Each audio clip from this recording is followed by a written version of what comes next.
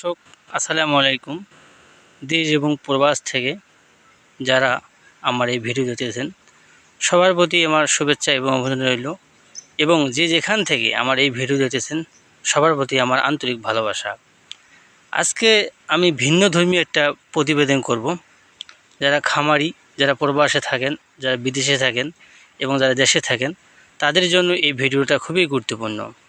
আজকে আমি জানাবো যে এই জারা ঘাসের জমিতে কোন সার প্রয়োগ করলে ভালো ফলন হয় এবং কিভাবে পরিচর্যা করলে ভালো ফলন হয়, এই সম্পর্কে আমি বিস্তারিত জানাবো।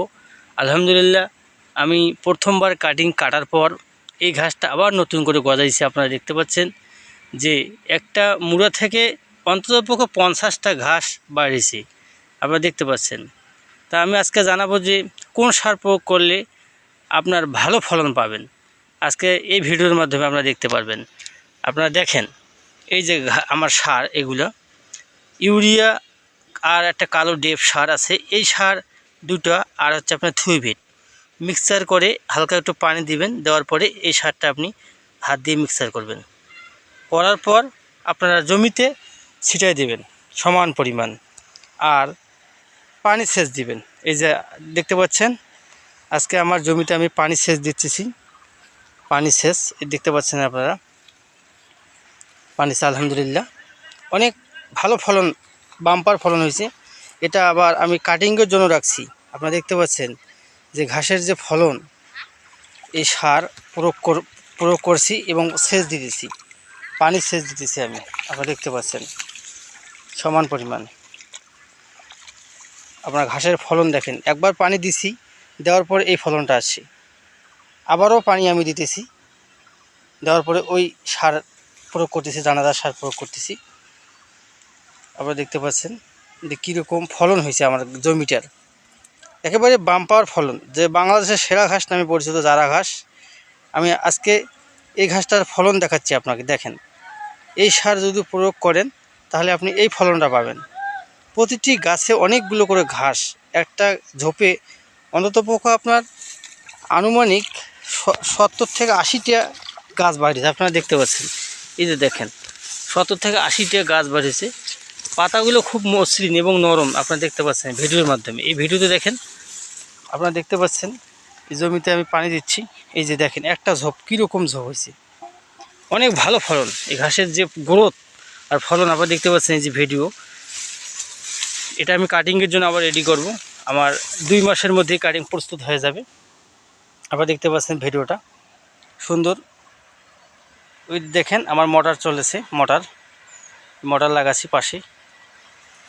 এই যে ঘাস দেখেন, আমার ঘাসের ফলন দেখেন। আজকে পানি দিচ্ছি আলহামদুলিল্লাহ। আমি খামারিদের দোয়ায় অনেক সফলতা অর্জন করছি। আপনারা দেখতে পাচ্ছেন জমিতে পানি দিচ্ছি এবং দানাদার সার প্রয়োগ করলেই আমার 2 মাসের মধ্যে আবার কাটিং রেডি হয়ে যাবে। আমার স্ক্রিনে নাম্বার দেওয়া থাকবে। যদি কোনো খামারি ভাই পরামর্শ চান ঘাস সম্পর্কে, যে ঘাস কিভাবে করলে ভালো ফলন পাওয়া যাবে, এরকম যদি কোনো খামারি ভাই আমার কাছে পরামর্শ চান, আমি পরামর্শ দিব, সমস্যা নেই। আপনার স্ক্রিনে নাম্বার দেওয়া থাকবে, ওই নাম্বারে আমাকে ফোন দিবেন। আমার ওই নাম্বারে হোয়াটসঅ্যাপ আছে এবং ইমো আছে। আমার নাম্বার হচ্ছে 017756097112। এই নাম্বারে আমার ইমো হোয়াটসঅ্যাপ দুটাই চালু আছে। আপনাদের এই নাম্বারে ফোন দিলে আমি ঘাস সম্পর্কে বিস্তারিত আপনাকে জানাবো। জারা ঘাসে যত আদ্যবন্ধ আছে এবং যে কোনো ঘাসের পরামর্শ চাইলে আমি দিতে পারবো। আর যদি কোনো খামারি ভাইয়ের কাটিংয়ের প্রয়োজন হয় তাহলে ওই নাম্বারে ফোন করলেও আমি কাটিং দিতে পারবো। আর কাটিং আমার অনেক পরিপক্ক, আমি প্রায় 5 বছর যাবত এই কাটিং দিয়ে আসতেছি। প্রতিটি জেলায় এবং উপজেলায় প্রতি খামারি ভাইকে দিয়ে যাচ্ছি। এই ঘাসের যে ফলন, জহির স্যার যে চীন থেকে নিয়ে আমদানি করছিল সেই ঘাসটা আমি চাষ করছি। এই যে আমার ঘাসের ফলন দেখেন আপনারা, অনেক ভালো ফলন হয়েছে, বাম্পার ফলন।